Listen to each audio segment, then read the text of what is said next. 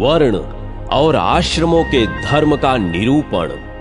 मुनियों ने कहा, ब्राह्मण, अब हम वर्ण धर्म और आश्रम धर्म का विशेष रूप से वर्णन सुनना चाहते हैं। विप्रवर, अब उसी का वर्णन कीजिए। व्यास जी बोले, द्विजवरों, अब मैं क्रमशः ब्राह्मण, क्षत्रिय, वैश्य और शूद्र इन चारों वर्णों के धर्म का वर्णन करूंगा। तुम लोग एकाग्र चित्त होकर सुनो। ब्राह्मण को सदा दान, दया, तपस्या, देव यज्ञ और स्वाध्याय में तत्पर रहना चाहिए। तर्पण और अग्निहोत्र उसका प्रतिदिन का कार्य होना चाहिए। जीविका के लिए वह अन्य द्विजों का यज्ञ कराएं तथा उन्हें पढ़ाएं। यज्ञ करने के लिए वह जानबूझकर भी प्रतिग्रह ले सकता है। सब लोगों का हित साधन करना और किसी का भी अपने द्वारा अहित न होने देना, यह ब्राह्मण का कर्तव्य है। समस्त प्राणियों के प्रति मैत्री का होना, यह ब्राह्मण के लिए सबसे उत्तम धन है। केवल ऋतुकाल में पत्नी के साथ समागम करना ब्राह्मण के लिए प्रशंसा की बात है। क्षत्रिय भी अपने इच्छानुसार ब्राह्मण को दान दें। नाना प्रकार के यज्ञों द्वारा भगवान का यजन करें और स्वाध्याय में संलग्न रहें।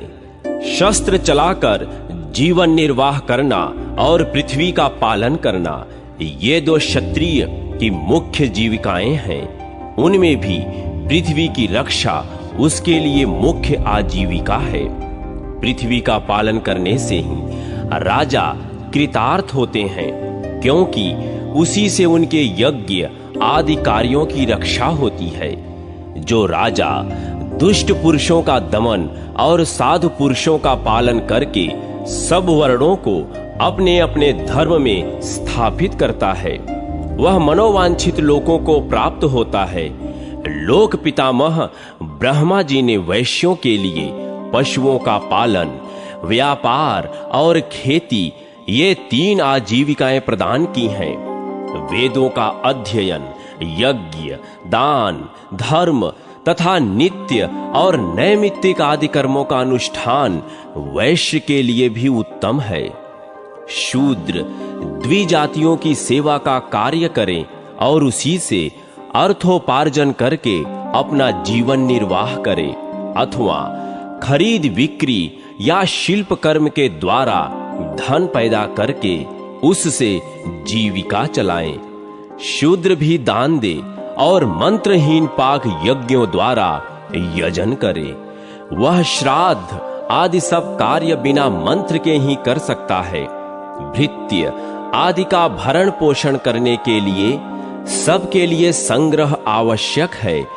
ऋतुकाल के समय अपनी पत्नी के पास जाना, सब प्राणियों के प्रति दया भाव रखना, शीत उष्ण आदि द्वंद्वों को सहन करना, अभिमान न रखना, सत्य बोलना, पवित्रता पूर्वक रहना, किसी को कष्ट न पहुंचाना, सबका मंगल करना, प्रिय वचन बोलना, सबके प्रति मैत्री का भाव रखना, किसी वस्तु की कामना न करना, कृपणता न करना तथा किसी के भी दोष न देखना, ये सभी वर्णों के लिए सामान्य रूप से उत्तम गुण बताए गए हैं। चारों आश्रमों के लिए भी ये सामान्य गुण हैं। ब्राह्मणों, अब ब्राह्मण आदि वर्णों के उपधर्म बतलाए जाते हैं। आपत्ति काल में ब्राह्मण के लिए क्षत्रिय का कर्म, क्षत्रिय के लिए वैश्य का कर्म तथा वैश्य और क्षत्रिय दोनों के लिए शूद्र का कर्म कर्तव्य बताया गया है। सामर्थ्य रहते इन दोनों को शूद्र का कर्म नहीं करना चाहिए, परंतु आपत्ति काल में वही कर्तव्य हो जाता है।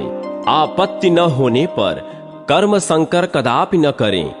ब्राह्मणों, इस प्रकार मैंने वर्ण धर्म का वर्णन किया है। अब आश्रम धर्म का भली भांति वर्णन करता हूँ, सुनो।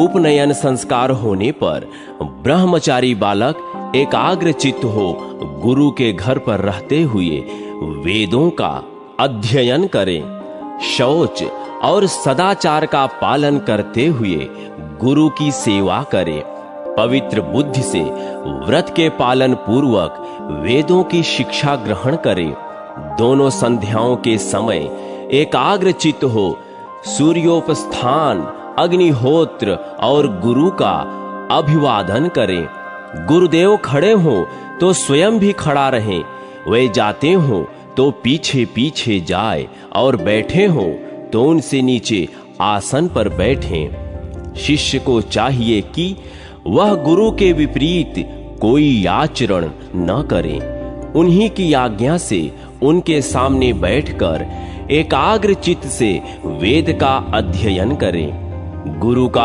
आदेश मिलने पर भिक्षा का अन्न ग्रहण करें। जब आचार्य पहले स्नान कर लें तो स्वयं जल में प्रवेश करके अवगाहन करें। प्रतिदिन प्रातः काल आचार्य के लिए समिधा और जल आदि ले आएं। जब ग्रहण करने के योग्य वेदों का पूर्ण रूप से अध्ययन कर लें तब विद्वान पुरुष गुरु दक्षिणा देकर गुरु की आज्ञा ले गृहस्थाश्रम में प्रवेश करें। विधि पूर्वक योग्य स्त्री से विवाह करके अपने वर्णोचित कर्म द्वारा धन का उपार्जन करें और उसी से यथाशक्ति गृहस्थ का सारा कार्य पूर्ण करें। श्राद्ध के द्वारा पितरों, यज्ञ द्वारा देवताओं, अन्न से अतिथियों, स्वाध्याय से मुनियों, संतानोत्पादन से प्रजापति, बलि वैश्य देव से संपूर्ण भूतों और सत्य वचन के द्वारा संपूर्ण जगत का पूजन करें। ऐसा करने वाला पुरुष अपने कर्मों द्वारा उपार्जित उत्तम लोकों में जाता है। भिक्षा पर निर्वाह करने वाले सन्यासी और ब्रह्मचारी भी गृहस्थों के ही अवलंब से रहते हैं। अतः गार्हस्थ आश्रम श्रेष्ठ माना गया है।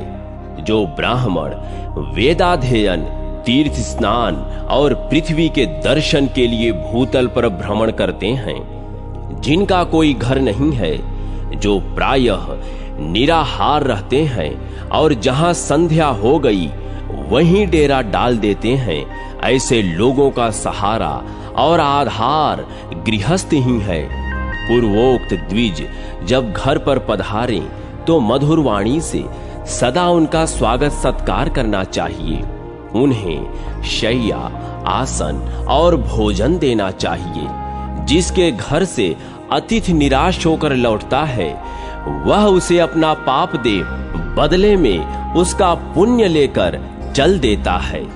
गृहस्थ पुरुष में दूसरों के प्रति अवहेलना, अपने में अहंकार, दंभ, परनिंदा, दूसरों पर चोट करने की प्रवृत्ति और कट वचन बोलने का स्वभाव होना अच्छा नहीं माना गया है।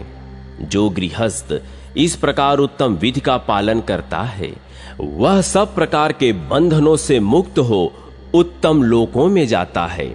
गृहस्थ पुरुष बुढ़ापा आने पर अपनी स्त्री का भार पुत्र को सौंप दे और स्वयं तपस्या के लिए वन में चला जाए अथवा स्त्री को भी साथ लेता जाए, वहां पत्तियां, मूल और फल आदि का आहार करते हुए पृथ्वी पर शयन करे।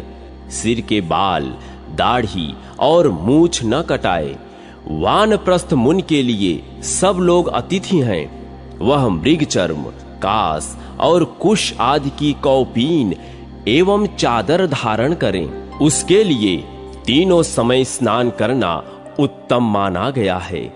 देव पूजन, होम, संपूर्ण अतिथियों का पूजन, भिक्षा और प्राणियों को बलि समर्पण, ये सब बातें वानप्रस्थ के लिए श्रेष्ठ मानी गई हैं। वह अपने शरीर में जंगली फल आदि के तेल लगा सकता है। उसका मुख्य कर्तव्य है तपस्या, शीत और उष्ण आदि द्वंद्वों का सहन। जो वानप्रस्थ मुनि नियम पूर्वक रहकर पूर्वोक्त रूप से अपने कर्तव्य का पालन करता है वह अग्नि की भांति अपने सब दोषों को जला देता और सनातन लोकों को प्राप्त होता है। मुनियों, मनीषी पुरुष जो भिक्षु का चतुर्थ आश्रम बतलाते हैं, उसके स्वरूप का वर्णन सुनो। भिक्षु को चाहिए कि पुत्र, धन, स्त्री के प्रति स्नेह का त्याग करे और ईर्ष्या रहित होकर चतुर्थ आश्रम में जाए। उसी को सन्यास आश्रम भी कहते हैं। सन्यासी को समस्त त्रैवर्णी कर्मों के आरंभ का त्याग करना चाहिए। वह मित्र और शत्रु में समान भाव रखे, सब प्राणियों का मित्र बना रहे, जरायुज और अंडज आदि किसी भी प्राणी के साथ मन, वाणी और क्रिया द्वारा कभी द्रोह न करे। वह सब प्रकार की आसक्तियों को त्याग दे। गांवों में 1 रात और नगर में 5 रात से अधिक न रहे। पशु, पक्षी आदि के प्रति न तो उसका राग हो और न द्वेष ही। जीवन निर्वाह के लिए वह उच्च वर्ण वाले मनुष्यों के घर पर भिक्षा के लिए जाए, वह भी ऐसे समय में जबकि रसोई की आग बुझ गई हो और घर के सब लोग खा पी चुके हों। भिक्षा न मिलने पर खेद और मिलने पर हर्ष न माने। भिक्षा उतनी ही ले जिससे प्राण यात्रा होती रहे। विषयासक्ति से वह नितांत दूर रहे। अधिक आदर सत्कार की प्राप्ति को घृणा की दृष्टि से देखे, क्योंकि अधिक आदर सत्कार मिलने पर सन्यासी अन्य बंधनों से मुक्त होने पर भी बंध जाता है। काम, क्रोध, दर्प, लोभ और मोह आदि जितना दोष है, उन सब का त्याग करके सन्यासी ममता रहित हो सर्वत्र विचरता रहे। जो संपूर्ण प्राणियों को अभय दान देकर पृथ्वी पर विचरता रहता है, उस देहाभिमानी से मुक्त यति को कहीं भय नहीं होता। जो ब्राह्मण अग्निहोत्र को भावना द्वारा शरीर में स्थापित करके अपने मुख में भिक्षा प्राप्त कर अन्न रूपी हविष्य डालकर उस शरीरस्थ अग्नि को आहुति देता है, वह उस संचित अग्नि के द्वारा उत्तम लोकों में जाता है। जो द्विज, पवित्र एवं संयत बुद्धि से युक्त हो, शास्त्रोक्त विधि से मोक्ष आश्रम का पालन करता है, वह बिना ईंधन की प्रज्वलित अग्नि के सदृश्य शांत तेजोमय ब्रह्मलोक में जाता है।